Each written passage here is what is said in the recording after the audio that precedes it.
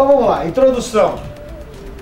Bom, o hidrogênio, ele é o menor átomo aí conhecido, tá? E ele é o mais abundante no universo. Tem hidrogênio pra caramba em tudo quanto é lugar. Estamos falando em termos de universo. E o hidrogênio, ele tem uma particularidade, para a gente pensar mais ou menos em tamanho dele. Se a gente puder, vamos pensar o seguinte. Imagina que um átomo de ferro, ele é do tamanho de uma bola de basquete ou de futebol. E o átomo do hidrogênio, ele já é do tamanho de uma bolinha de ping-pong. Tá? Só para a gente ter uma ideia de dimensões dele. Então o hidrogênio, ele se apresenta, a forma estável dele é na forma gasosa.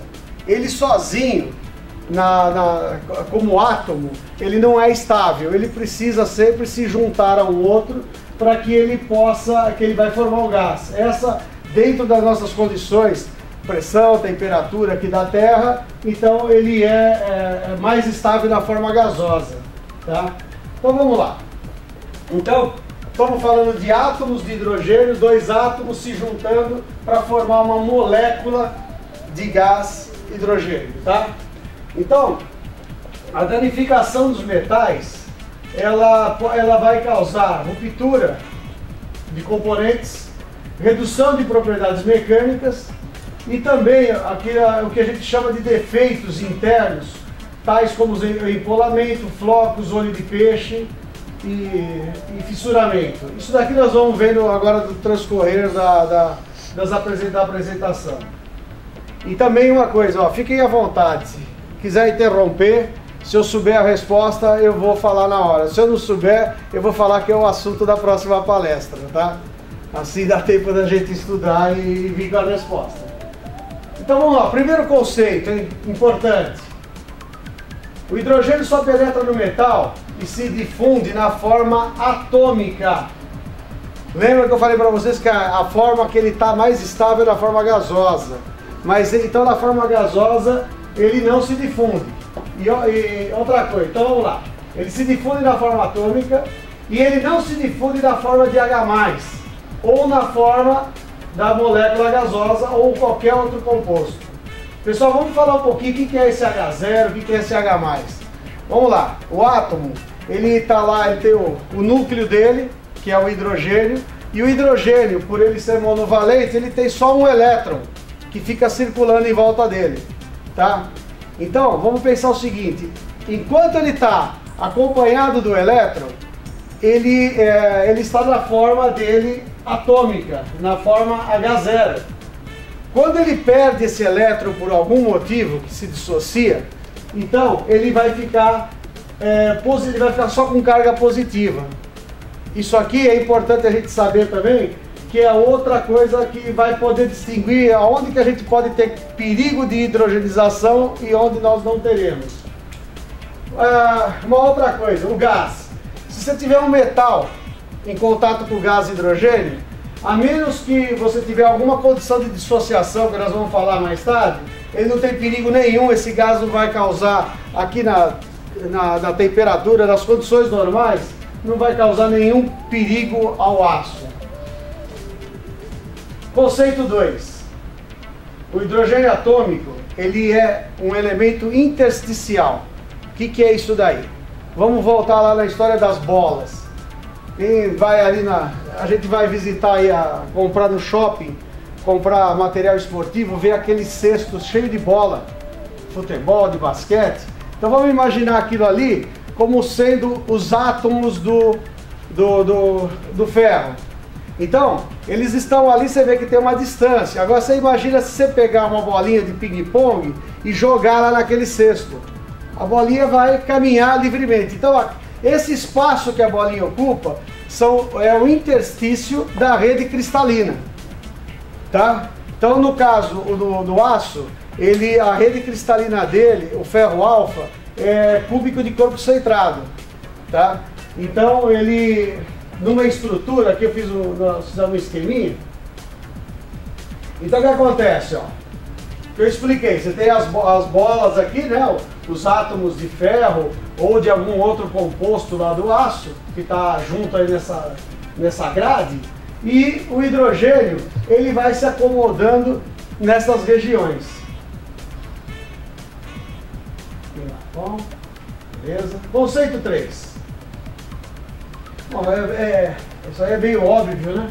Conceito 3, que ele só vai causar danificação a partir do momento que ele adquirir uma concentração crítica, que vocês vão ver que é dificílimo determinar isso, vai depender muito de uma série de estados, que é a composição do metal, microestrutura, nível de tensões, temperatura e o tipo de falha que nós estamos tendo dentro desse material. Só ocorre falha. Em primeiro lugar, você tem que ter presenças de fonte de hidrogênio. Então, vocês vão ver, no nosso caso aqui, nós vamos abordar bastante a eletrodeposição, a decapagem, essas reações químicas, onde que nós vamos ter fonte de hidrogênio, tá? Para ocorrer a falha também, você tem que ter um transporte desse hidrogênio, tá? Então ele tem que ter ele vai ter que caminhar dentro do material para se aprisionar em algum site, algum cantinho lá, para ele começar a pensar em fazer e causar um estrago maior. E ele tem que ter o aprisionamento. Então, fonte, transporte e aprisionamento. A falha só vai ocorrer se você tiver isso aqui agindo, os três juntinhos aí. Fontes de hidrogênio. Então vamos lá. Nós separamos aí em 3 fontes. Então, a penetração do hidrogênio em altas temperaturas, nós vamos abordar no próximo slide. Depois, contato de metais com gás hidrogênio em condições que é possível sua dissociação. Então, lembra lá no começo que o gás hidrogênio ele não causa nenhum dano, a menos que você tenha uma condição de dissociação dele. Nós vamos ver isso daqui. E por reações eletroquímicas, onde que nós vamos focar bastante aqui, ó, conforme eu falei para vocês. Então, o problema maior é uma tal de reação catódica, tá? E onde você tem a redução do cátion, que quando ele está naquela forma H+, ele é chamado de cátion, tá? Então vamos lá, penetração em alta temperatura. Onde que ocorre isso daí? Ele é comumente, isso pode ocorrer no processo de fundição, forjamento, soldagem e tratamento térmico. Então, se você tem um metal, por exemplo, num dia muito úmido, aqui a gente às vezes tem dia que a umidade dentro da fábrica chega aí por volta quase de 100%, você sente gotículas no ar, né? Então, o nosso clima tropical tem muito disso. Então, a umidade relativa do ar alta é uma coisa que pode acontecer. E também umidades, outro tipo de fontes onde que você tem a água. O ferro, então, em contato com a água, o que ele faz? Ele se oxida. Essa aqui é a forma de oxidação do ferro. Ele vai virar um óxido qualquer. Aqui não interessa qual que é, se é Fe3 ou 4, ele vai formar um óxido. E vai liberar 2 hidrogênios. Esses hidrogênios, enquanto eles estão na forma atômica, ele pode contaminar o aço, né, o metal.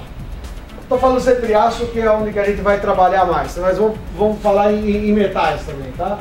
Então o hidrogênio, a tendência dele, o que é? Nós não falamos que a tendência dele é formar gás? Então o problema está aqui, ó, é antes dele formar esse gás aqui. Onde mais nós podemos ter umidade? Então, uma carga úmida, você tem o cal que você utiliza, o cal ele tem uma certa higroscopia, então ele está absorvendo muita umidade, e isso é problema no processo de fundição. Então, no momento que está fundindo, você está introduzindo da água ali, vai formar vapor d'água e vai ter a formação de desprendimento de hidrogênio. Atmosfera úmida, isso que eu falei, dias de alta umidade relativa. E também no caso de solda, o pessoal que trabalha com solda sabe muito bem que o eletrodo úmido ou o fluxo granulado úmido, isso dá vários problemas na soldagem. Então o que acontece?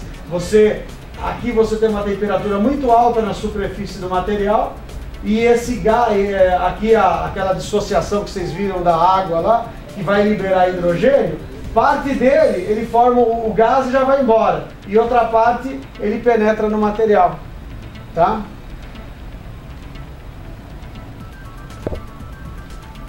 Item B, o contato com gás hidrogênio.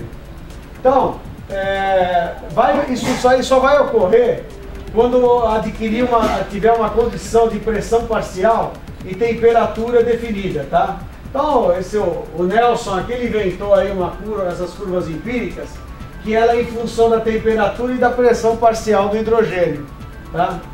Então, para entender esse gráfico, vamos pegar aqui, ó, por exemplo, aqui a curva do aço carbono, tá? Então, há uma pressão parcial, por exemplo, de 1000 kPa, até 300 graus, você não tem dissociação de hidrogênio. Então tá tranquilo. A partir desse ponto, por exemplo, se você aumentar a temperatura, vamos falar que aqui é 1500, você já atravessa essa curva e aqui você começa a já ter problemas essa pressão parcial, ela já faz com que você tenha essa dissociação do gás e ele vai formar hidrogênio atômico. Isso aqui é onde ocorre? Isso aqui ocorre, por exemplo, tubulação de petróleo. Então tudo que tiver em contato, a petrolífera é a que mais sofre com isso daí. Então aqui nós temos uma micrografia aqui no MEV, que é o microscópio eletrônico de varredura. Isso aqui é o que acontece, ó, tá vendo aqui que formou aqui um vale? Então isso aqui é a separação do material, tá? É onde ele falha, tá? Essas aberturas maiores aí, foi aonde que o hidrogênio fez com que esse material não suportasse aquela tensão que estava em volta dele e ele se rompeu.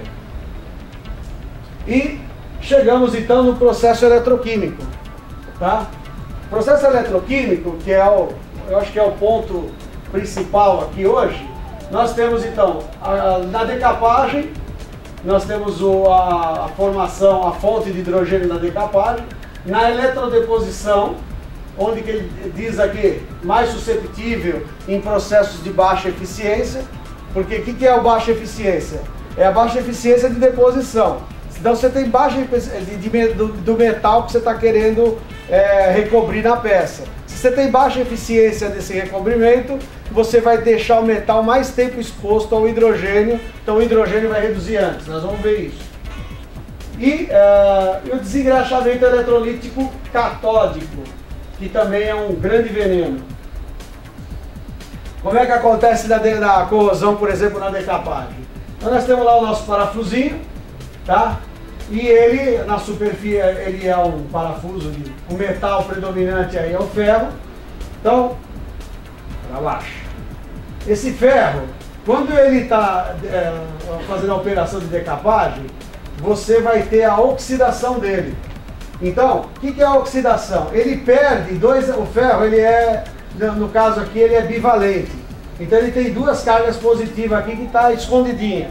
Enquanto ele está na forma metálica, ele está zerado, ele está equilibrado. No momento que ele perde 2 elétrons, ficam aqui disponíveis, são duas cargas negativas, então ele fica na forma positiva e ele vai para o banho de decapagem. Por isso que quando a gente coloca lá, dissolve o ferro fica lá dissolvido dentro do banho de decapagem, dentro do ácido. Tá? Nisso, lá dentro do ácido tem hidrogênio. Tá? Esse hidrogênio, então, como ele tem carga positiva, ele quer se neutralizar. Então, o que ele vem procurar? Ele vai procurar esses elétrons aqui que estão disponíveis, que o ferro disponibilizou. Nisso daí, o que acontece?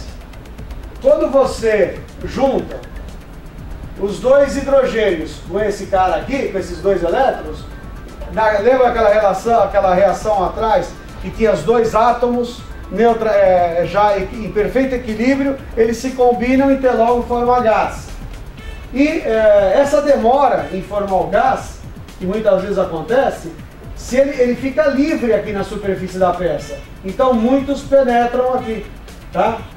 Então por isso que a gente chama de reação então, anódica, e aqui você tem uma reação anódica e uma catódica. O que é uma reação anódica? É quando você tem oxidação, você tem perda de elétrons. E uma catódica é quando você tem uma redução na superfície, porque está ganhando elétrons aqui.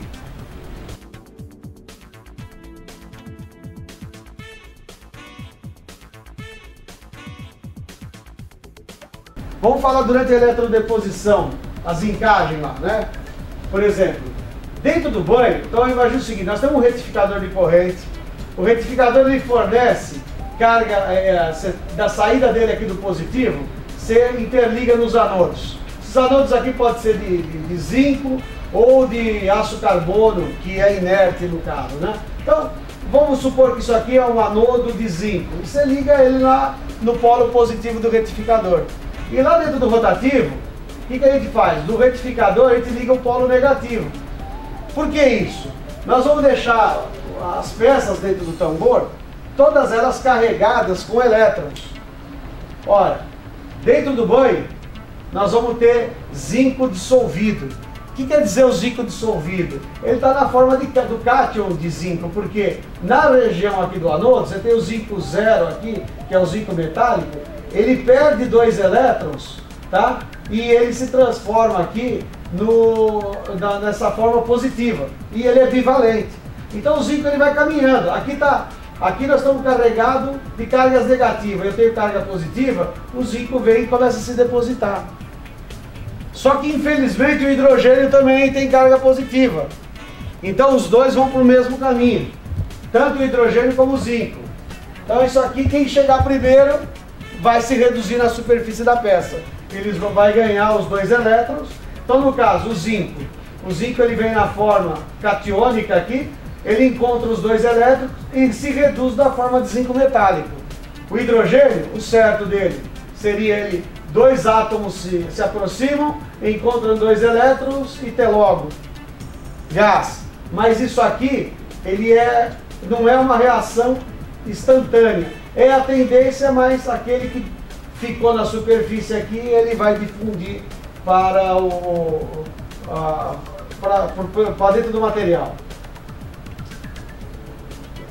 O outro ponto que a gente tem a fonte de hidrogênio, no caso, é se a gente usar um desengraxante eletrolítico catódico, que não é nada mais também de ligar a peça. Mas imagina essa peça aqui, eu não sei quem foi que desenhou essa peça aqui, qualquer forma, é amorfo. Então aqui é uma peça que está carregada negativo. Aqui eu tenho 2 anodos carregados com cargas positivas. Então o que acontece? A mesma história, o hidrogênio está aqui, ele também vai se reduzir aqui, vai formando as bolhas. Tá? O desengraxe catódico ele é utilizado porque muitas vezes nessa peça, a gordura que está, o óleo, a gordura, a graxa que está formada ali, quando você tem a formação do gás hidrogênio, ele ajuda a explodir essas gorduras e a gordura se desprende da peça, tá? Porém, isso daí não é uma boa para fazer em aços de alta resistência. Então, geralmente o que a gente faz é fazer o desengraxamento anódico e não catódico. O que é? É só inverter a polaridade. Então, o hidrogênio ele vai acabar vindo para as placas aqui de anodo, que agora virou catodo quando se transforma, e na verdade nós vamos ter uma tendência aqui de toda essa peça ela vai ficar com cargas positivas.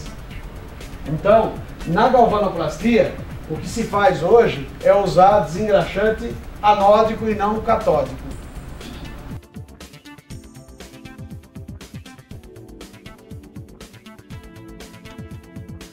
Lembra que eu falei para vocês que tem que ter um aprisionamento e o transporte de hidrogênio?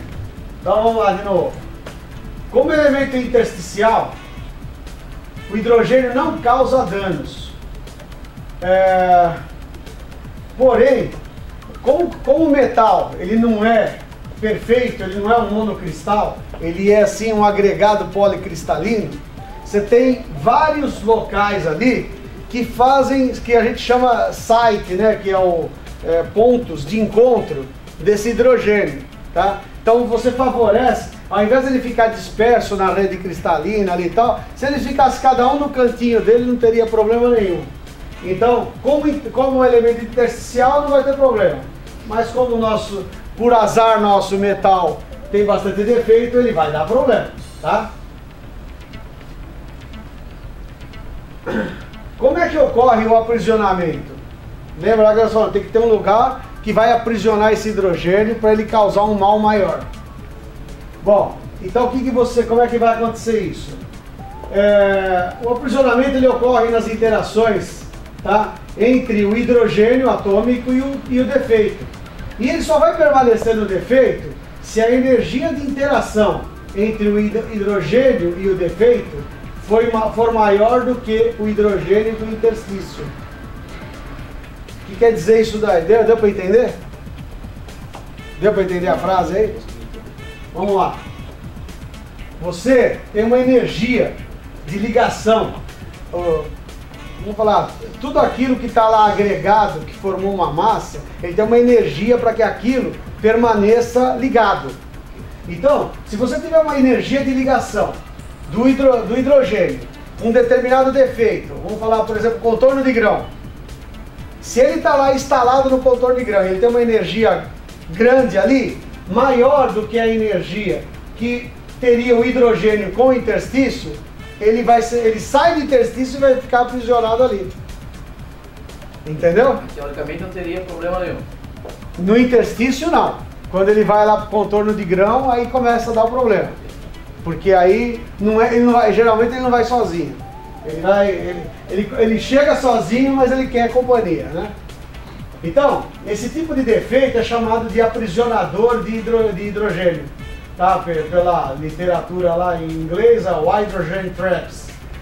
Então, quando vocês virem esse termo aqui, então o que é? Isso é um tal do aprisionador, tá?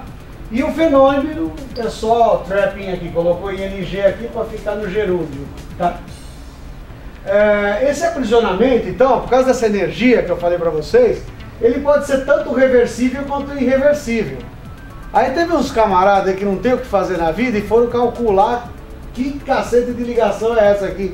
E eles descobriram que acima de 60 kJ/mol, um aprisionador ele é irreversível. Então aqueles que estão abaixo disso, você pode reverter. Os que estão acima de 60, ele é irreversível, tá? E esses malucos têm a capacidade de calcular isso daí. Então eles calcularam lá, por exemplo, ó, lá da intersticial, ele tem uma energia baixíssima, 3 a 15, tá? Enquanto que no contorno de grão, ele praticamente está com 60, tá? Olha numa superfície livre. O que é a superfície livre? É uma trinca, tá? Uma trinca interna, uma microtrinca, ela é uma superfície livre. Então lá, ó, tem 70 a 95 kJ. Na interface Fe3C é a cementita, tá? Então a cementita ela é um grande aprisionador de hidrogênio, tá? E também, por exemplo, num carbeto de titânio aqui, ó, carboneto de titânio, também 96. Então ele vai se alojar ali e vai grudar e haja esforço para tirar ele de lá. Transporte de hidrogênio. Tem dois mecanismos, pessoal. Por difusão normal e por transporte por discordância. Na difusão normal, então, o que acontece? Ele vai através do interstício ali. Difusão, que eu falei para vocês, depende da temperatura.